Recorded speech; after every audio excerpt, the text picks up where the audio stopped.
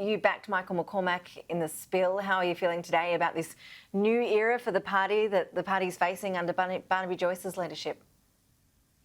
Look, absolutely. Thanks very much for having me. What a difference a day makes. And, yesterday was my first spill. It was brutal. And, I definitely took all of yesterday and I'm still coming to terms. But this is what happens in politics. And we have a Democratic Party room and I'm very grateful for that. The process took place. And we now have a new Deputy Prime Minister and I will serve him faithfully and loyally as I've served Michael McCormack. Has Barnaby Joyce really changed, Anne Webster? I mean, from observing him at close quarters as a colleague, is he a better man? Can you confidently say that he epitomises the values of the National Party? Look, I think that Barnaby acknowledged yesterday that he is hoping he is a new person and that, of course, he will be proving that over time. And I think that, we all need to be gracious enough to allow him to do that and to support him right from the get-go. Look, even my language today, hearing myself right now, is changing because it needs to. We've got to get on and represent our regional communities. I'm not here to continue navel-gazing for the next, I don't know how long. I'm here to serve my community of Mallee.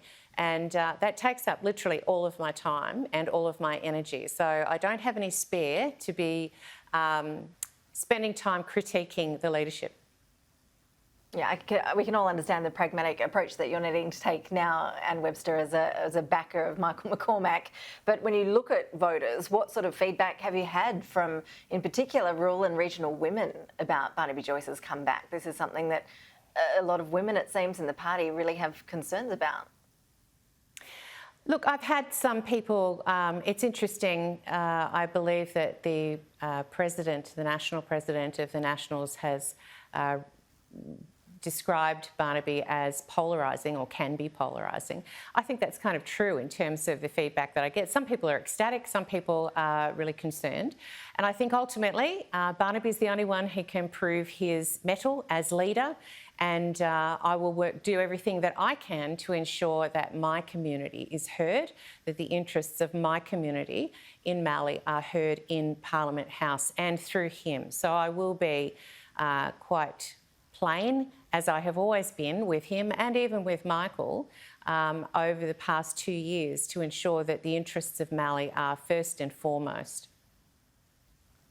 Some of the upcoming younger female women in positions of power in your party, I'm thinking of the Nationals leader in WA, Mia Davies, for example, have expressed disappointment about this move.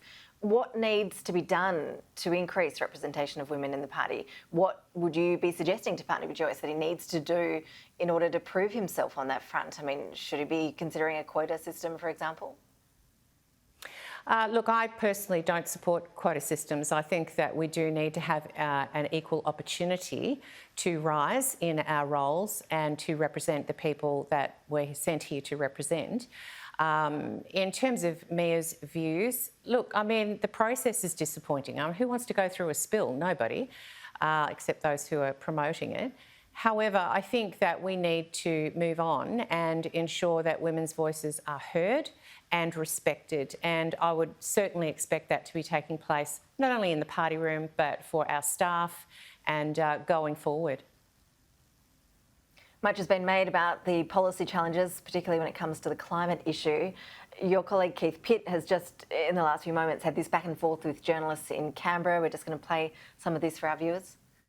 I'm not going to have a discussion about cabinet discussions. That is a very clear breach, and I won't be breaching those rules. So what is your position today on net zero emissions being a preference of the government by 2050?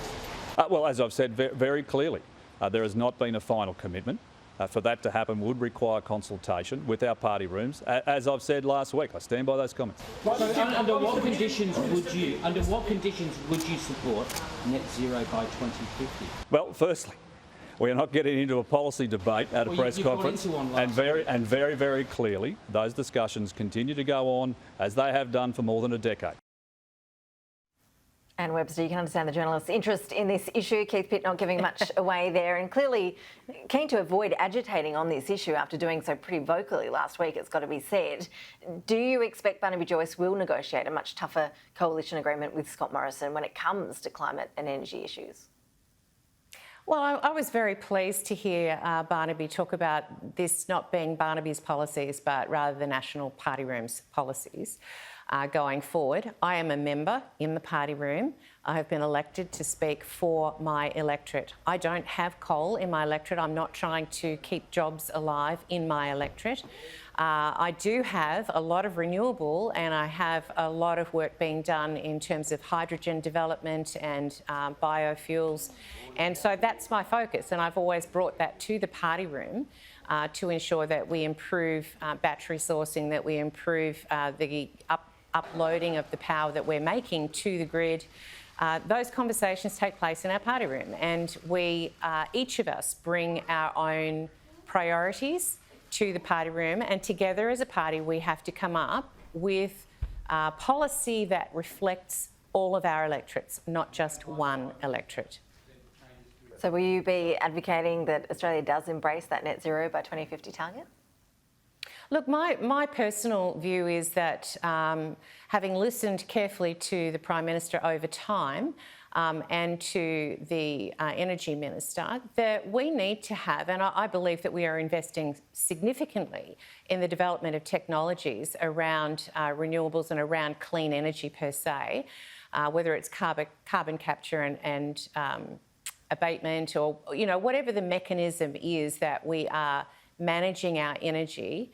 That is what we need to be focusing on going forward, not causing our regions to go broke, not closing down towns, not closing down industries, but rather investing in industry such as manufacturing, which will see us have a future. They are all complex issues that need to be managed very carefully.